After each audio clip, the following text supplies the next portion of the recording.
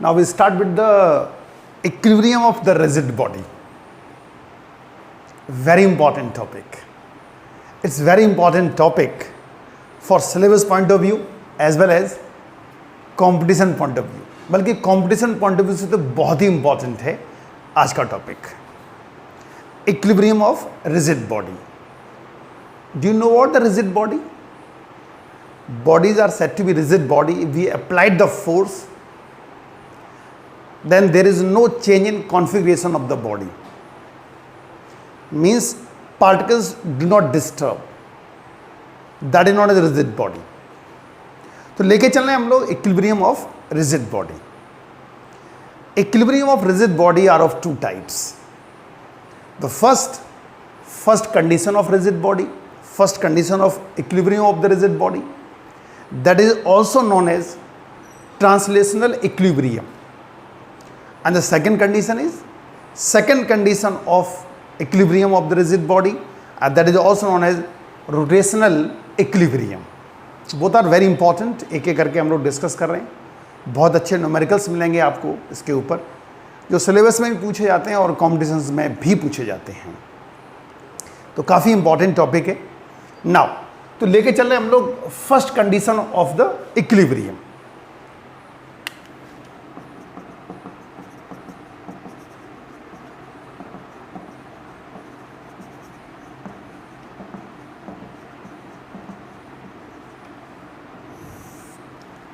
और translational equilibrium.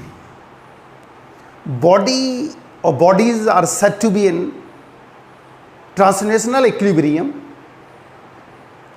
if body is at rest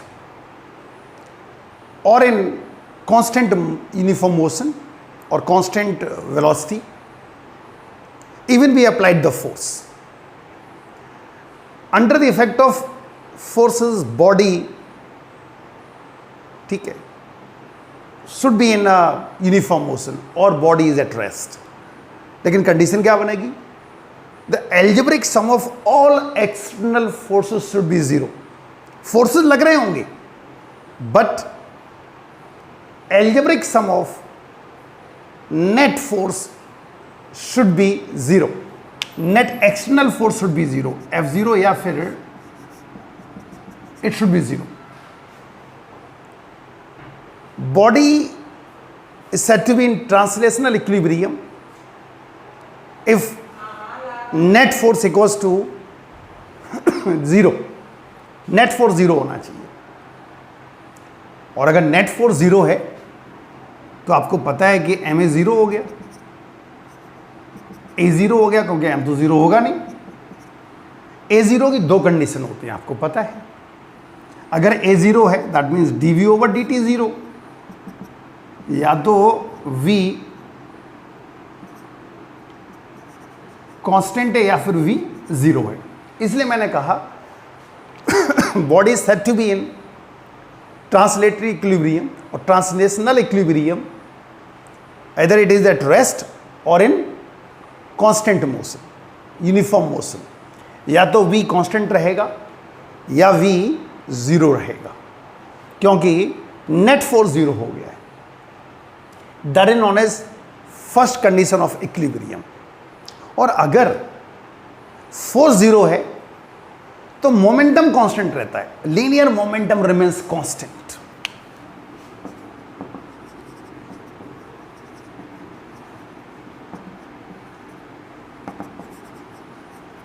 linear momentum constant रहेगा, क्योंकि आपको पता है F equals to dp over dt. अगर F जीरो है तो dp जीरो हो गया, या P2 minus P1 equals to zero, या P2 इक्वल्स टू P1. लेकिन फर्स्ट कंडीशन ऑफ इक्विलिब्रियम में लीनियर मोमेंटम रिमेन्स कांस्टेंट. और जरूरी नहीं है कोई हमेशा कुछ वैल्यू रहेगी. अगर v जीरो है तो मोमेंटम कैसा हो जाएगा? जीरो. और अगर v कांस्टेंट है तो ये कैसा हो जाएगा? कांस्टेंट. दोनों ही कंडीशन है, ठीक है. और under the condition of p equals to zero और p constant, first condition of equilibrium को फर्दर डिवाइड किया गया है। इसमें पहला आता है stable equilibrium, that is known as stable equilibrium. जानो क्या होता है वो stable equilibrium.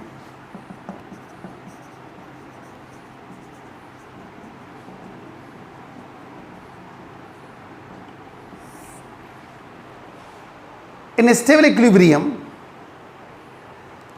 if we disturb the body from its equilibrium position and body regain its original position, such type of equilibrium is known as stable equilibrium. अगर हम उसको disturb कर दें, उसकी इक्विलिब्रियम पोजीशन से बॉडी दोबारा या बॉडी वापस उसी पोजीशन पे आ जाए, that is called stable equilibrium. ठीक है, इसमें ये मोमेंटम इक्वल्स टू जीरो का केस बन जाता है। ठीक है, जैसे फॉर एग्जांपल, एक एग्जांपल लेके चल रहे हैं। जैसे suppose these are the two charges Q and Q, like charges, और इसके सेंटर पे जो होगा वो इक्विलिब्रियम बन गया। Suppose C is the equilibrium position. अब यहां पर एक और पॉजिटिव चार्ज रख दिया, C पे हमने Q रख दिया और Q इज पॉजिटिव। ठीक है, अब अगर हम यहां से इसको यहां रख दें, डिस्टर्ब कर दिया, इसकी पोजीशन से मैंने इसको डिस्टर्ब कर दिया। अब जैसे डिस्टर्ब करेंगे तो वापस अपनी पोजीशन पे आ जाएगा, क्योंकि ये इसको ज़्यादा रिपेल करेगा। आपको पता है फोर्स इस केस में, चार्जेस वाले केस में, force is inversely proportional to square of the distance. जितना डिस्टेंस कम होगा उतनी ये ज़्यादा उसके ऊपर फोर्स लगाएगा, तो रिपल्सिव करेगा, यहाँ पे वापस आ जाएगा। अब अगर आपने इधर कर दिया, सपोज आपने यहाँ रख दिया, तो क्या होगा, अब ये फोर्स इफेक्टिव हो गया ज़्यादा, ये फिर इस पर फोर्स लगाएगा, वापस अपनी पोजीशन पे आ गया। That is called stable equilibrium. Body को डिस्टर्ब कर दें from its equilibrium position, body वापस अपनी पोजीशन पे आ जाए, that is called stable equilibrium. एक होता है अनस्टेबल इक्विलिब्रियम।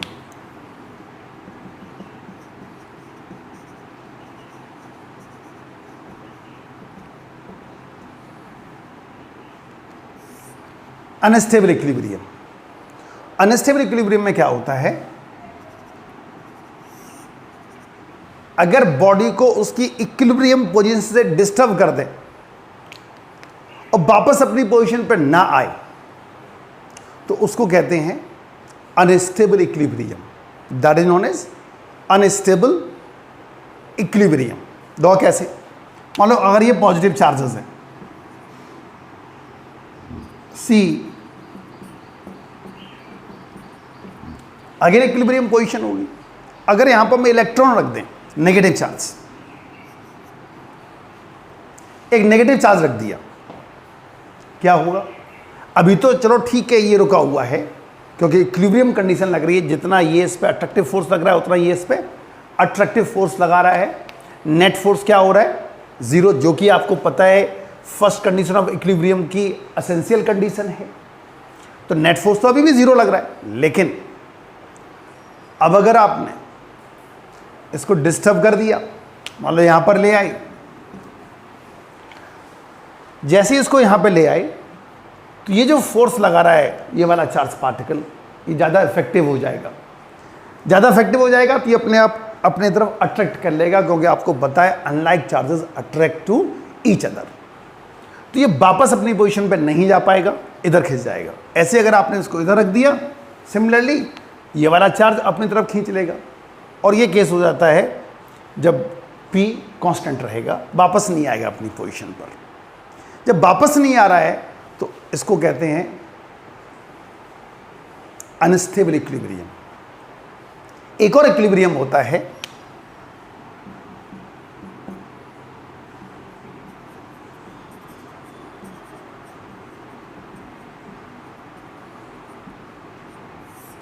Neutral equilibrium. और न्यूट्रल इक्विलिब्रियम में क्या होता है कि बॉडी जहां रख दो वहीं अपना इक्विलिब्रियम है। फॉर एग्जाम्पल अगर जैसे फ्री चार्ज पार्टिकल्स है, उसे इक्विलिब्रियम था, अब एक न्यूट्रॉन ले लो, हमने एक न्यूट्रॉन ले लिया, यहाँ रख दो तब भी वैसे रहेगा, यहाँ रख दो तब भी, यहाँ रख दो तब भी, यहाँ रख दो तब भी, उसमें वो जहाँ रख दो को वहीं इक्विलिब्रियम बन जाएगा उसका। अब इन्हीं को तीनों को हम लोग एक्सप्लेन कर सकते हैं on the basis of potential energy. अब इन तीनों को हम एक्सप्लेन कर रहे हैं on the basis of potential energy, तब आपको और ज़्यादा क्लियर हो जाएगा ये चीज़। जानो कैसे?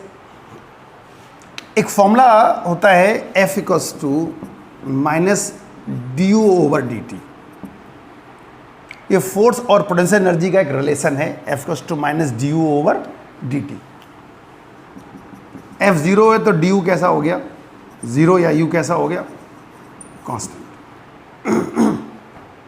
ठीक है। System is said to be stable equilibrium. System is said to be stable equilibrium if it having minimum potential energy. ठीक है। Body is said to be in stable equilibrium if it has minimum potential energy. अगर system के पास minimum potential energy है तो वो system stable equilibrium में हो गया, स्टेबल होगा। और अब डिस्टर्ब करेंगे तो वापस अपनी पोजीशन पे तो आएगा ही, क्योंकि आपको पता है स्टेबल इक्विलिब्रियम है। एग्जाम्पल के तौर पे आप देखें, इस तरह देखें, जैसे एक बाउल है और ये एक हमने ग्लास स्फीयर ले लिया, ठीक है, और ये अभी यहाँ पर रुका हुआ है, दिख रहा होगा आपको, बॉटम पर है, और आपको पता है इस बाउल की मिनिमम पोटेंशियल एनर्जी कहाँ होगी? बॉटम पर। ये इसकी मिनिमम पोटेंशियल एनर्जी होगी। अब अगर हमने यहाँ पर रख दिया इसको,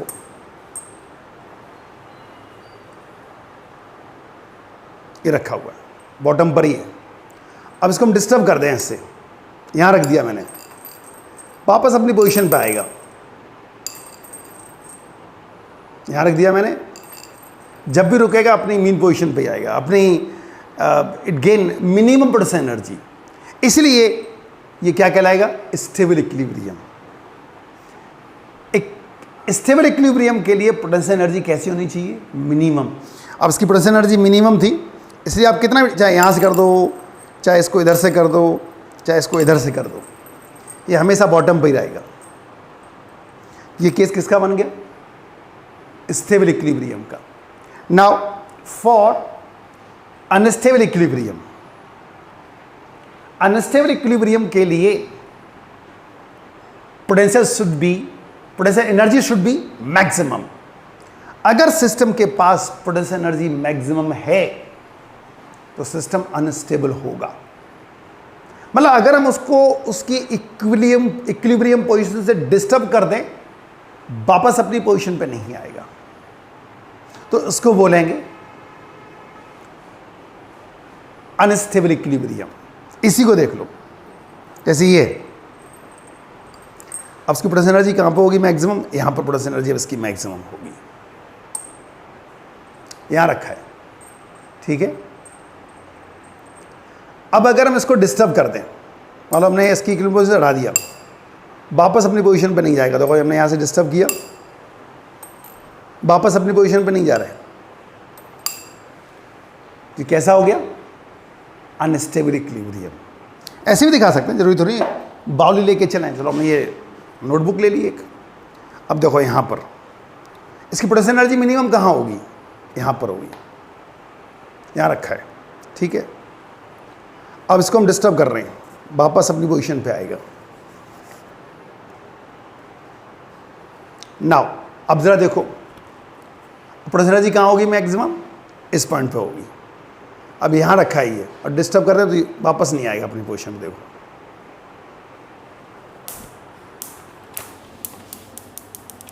तो that is called unstable equilibrium. For neutral equilibrium, neutral equilibrium के लिए पोटेंशियल एनर्जी कांस्टेंट होनी चाहिए। जैसे एक बॉल है, आप ग्राउंड पे उसको छोड़ दो, रोल करा दो, उसकी पोटेंशियल एनर्जी चेंज नहीं होगी, कांस्टेंट रहेगी। यहाँ मिनिमम है, यहाँ मैक्सिमम है, और यहाँ पे कैसी रहेगी, कांस्टेंट। जैसे ये है, अब हर जगह पोटेंशियल एनर्जी बराबर, अब ये न्यूट्रल इक्विलिब्रियम कहलाएगा। ये जहाँ आ जाए, यहाँ रुक गया, यहाँ रुक गया, आगे जाके रुक गया, ये क्या कहलाएगा, अनस्टेबल इक्विलिब्रियम। तो ये सारी कंडीशंस थी अनस्टेबल इक्विलिब्रियम के लिए। Is it clear? That is called unstable equilibrium. Is it clear? तो अभी हमने डिस्कस किया first condition of equilibrium, that is also known as translational equilibrium, और उसके भी सब पार्ट हमने डिस्कस किए, stable equilibrium, unstable equilibrium and neutral equilibrium. अब आ रहे हैं हम लोग सेकेंड पार्ट पर। Now discuss about the second part.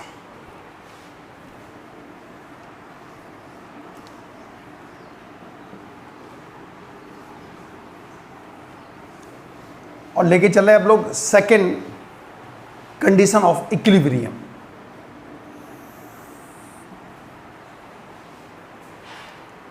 Body is said to be in rotational equilibrium if net external torque should be zero. Net external torque should be zero.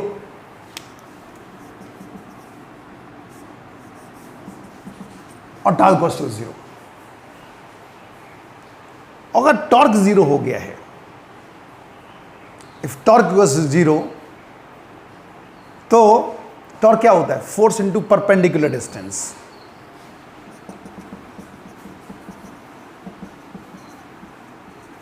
अगर torque zero है तो alpha constant हो जाएगा, alpha constant. और अगर alpha, alpha means angular acceleration, या तो alpha constant होगा या अल्फा जीरो होगा। और अगर अल्फा कांस्टेंट या अल्फा जीरो है तो अल्फा होता है D omega over d T, और ये जीरो है तो ओमेगा या तो कांस्टेंट होगा या ओमेगा जीरो होगा। Clear? Omega means angular velocity, या तो जीरो होगी या फिर कांस्टेंट होगी।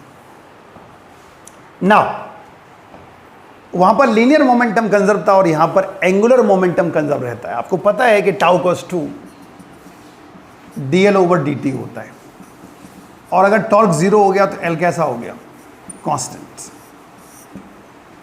Angular momentum remains constant, that is called second condition of equilibrium, that is called second condition of equilibrium. ऐसे देखो आप इस चीज को और एक्सप्लेन कर रहे हैं इसको।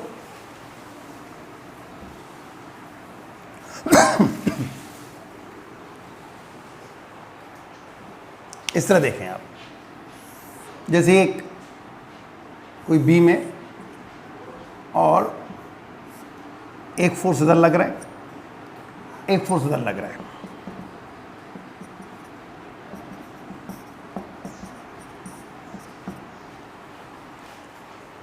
ये इसको इधर ले जा रहा है, ये इसको इधर ले जा रहा है। तो net torque should be zero होना चाहिए, यानी कि tau one equals to tau two होना चाहिए।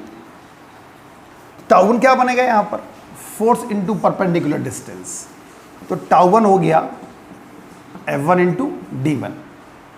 सिमिलरली टाउ टू क्या बनेगा,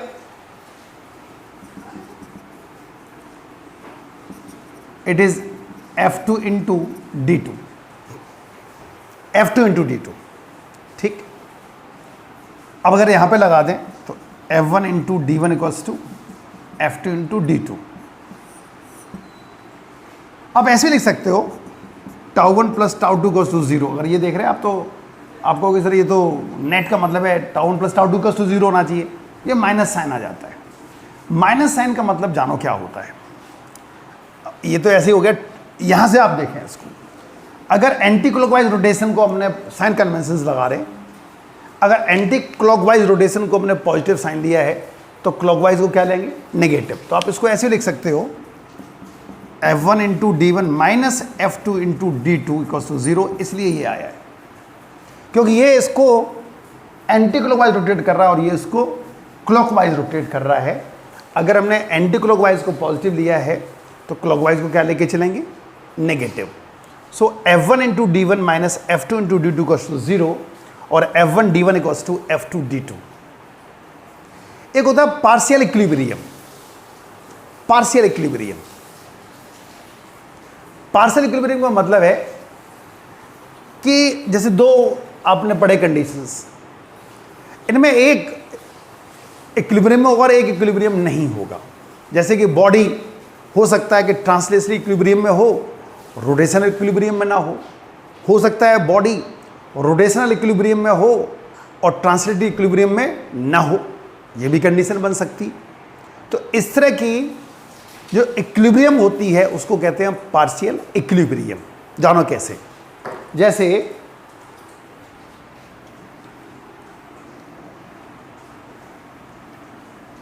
एक एग्जाम्पल लेके चल रहे हैं हम लोग। इस तरह का एग्जाम्पल है,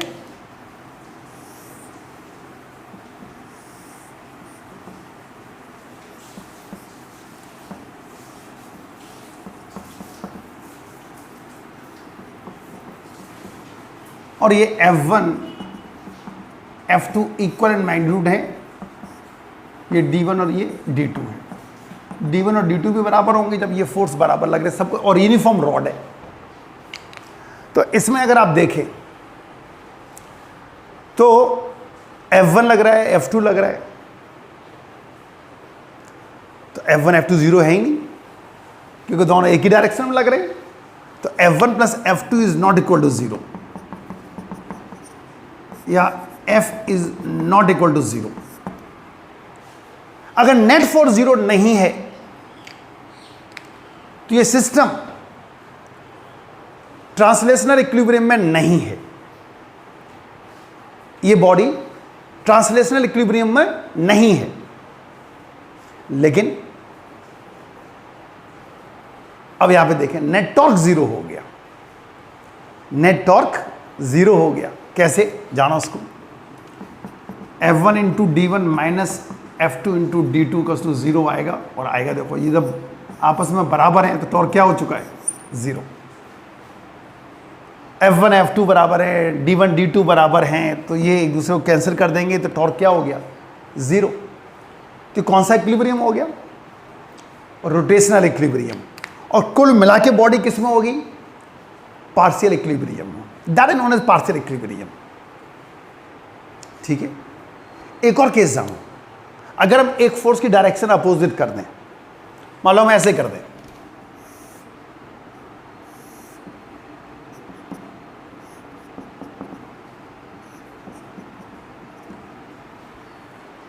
इस तरह कर दिया, ठीक है। अब जरा देखो आप, अगर ये केस लग गया है, एक फोर्स नीचे लग रहा है, एक फोर्स ऊपर लग रहा है, तो नेट फोर्स क्या हो चुका है, 0। इसका मतलब ये जो सेकंड केस लेके चल रहे हैं, ये फर्स्ट केस था। सेकंड केस में क्या मिला, बॉडी किस में आ गई, ट्रांसलेशनल इक्विलिब्रियम में।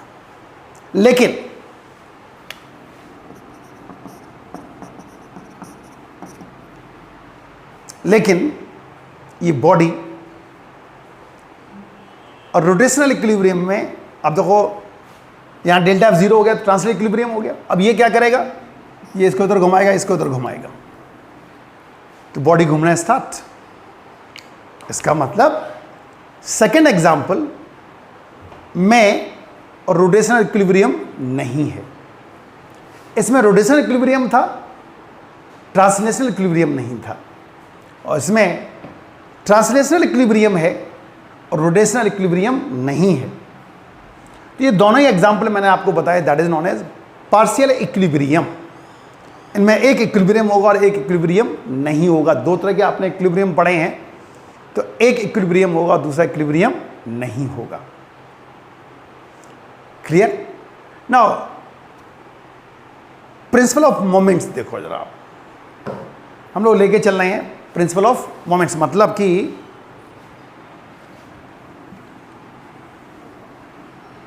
और इसको थोड़ा सा डिटेल में आपको बता दें और क्लियर हो जाएगा आपको।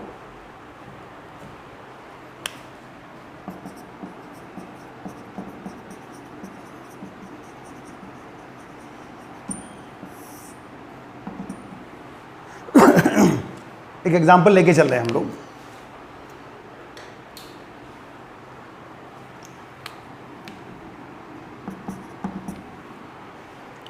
अब जैसे ये बॉडी है सर, ये इसका इक्विलिब्रियम है यहाँ पर, ठीक है।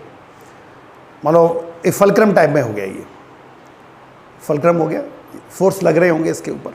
नहीं, इस तरह आप देखो इसको, हम ऐसे दिखा रहे हैं इसको।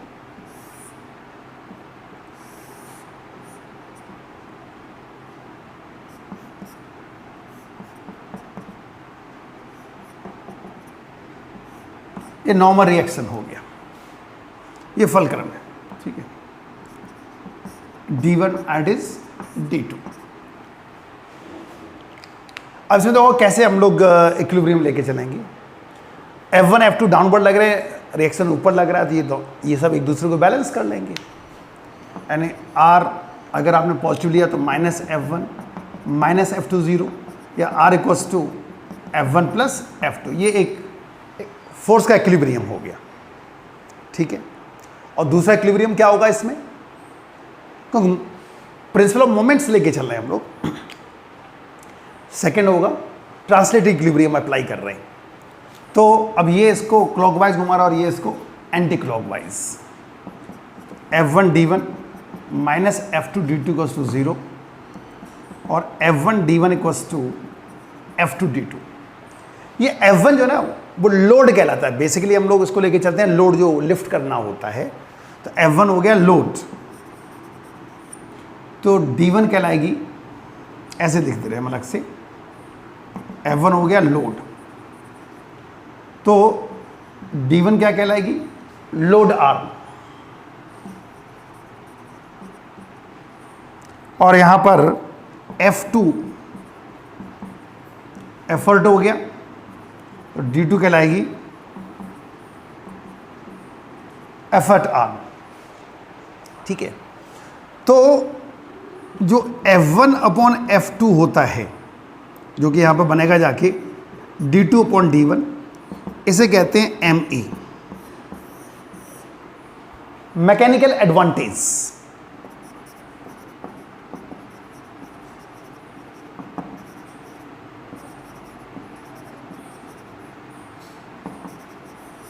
ये मैकेनिकल एडवांटेज कहलाता है, और जनरली इसकी वैल्यू 1 से ज़्यादा होती है। जो MA होता है इसकी वैल्यू ग्रेटर देन 1 होती है, मतलब कम आपने एफर्ट लगाया, लोड बड़ा उठ गया, तो शुड, और ये कब होगा, जब F1 F2 से बड़ा होगा। F1 F2 से बड़ा होगा तो ऐसा होगा, और अगर ऐसा है तो ये कब होगा, जब D2 D1 से बड़ा हो। D2 should be greater than D1। इसीलिए कोई लोड उठाने के लिए आपने देखा होगा, मतलब अगर हमें लोड उठाना है, जैसे ये कोई स्फेरिकल बॉल है, बॉडी है, और उसको लिफ्ट करना है, तो क्या करते हैं, इसके नीचे रोड लगाते हैं। ये कोई बॉडी रखी हुई है इस तरह की, तो देखो आप ये लेंथ देखो और ये लेंथ देखो, लोड आर्म हमेशा छोटी होती है एफर्ट आर्म से, याद रखो इस बात को। लोड आर्म देखा नहीं आपने, उसको लगा के यहाँ पे क्या कर देंगे, एक फलक्रम लगा दिया और उसके नीचे लगा दिया। अब जैसे ही यहाँ पे हम फोर्स लगाएंगे, ये बॉडी लिफ्ट करना स्टार्ट कर देगी, और वैसे आप नहीं उठा सकते थे इसको, क्योंकि लोड ज़्यादा है।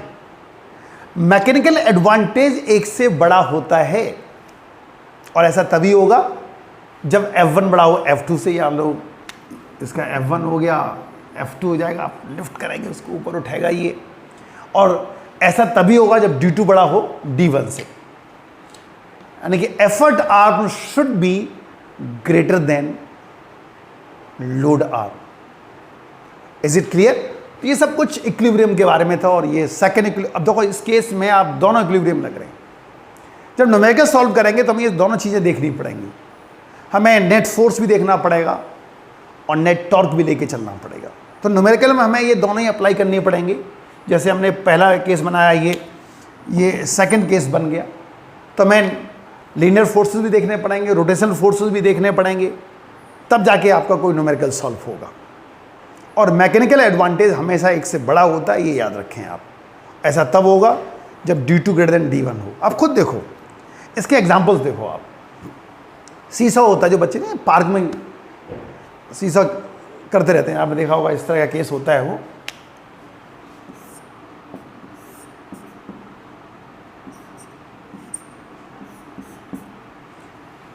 अब दो बच्चे अगर अपने ऑलमोस्ट बराबर के हैं तो कोई दिक्कत ही नहीं, अपने बराबर डिस्टेंस बैठ जाते हैं और यूं करते रहते हैं।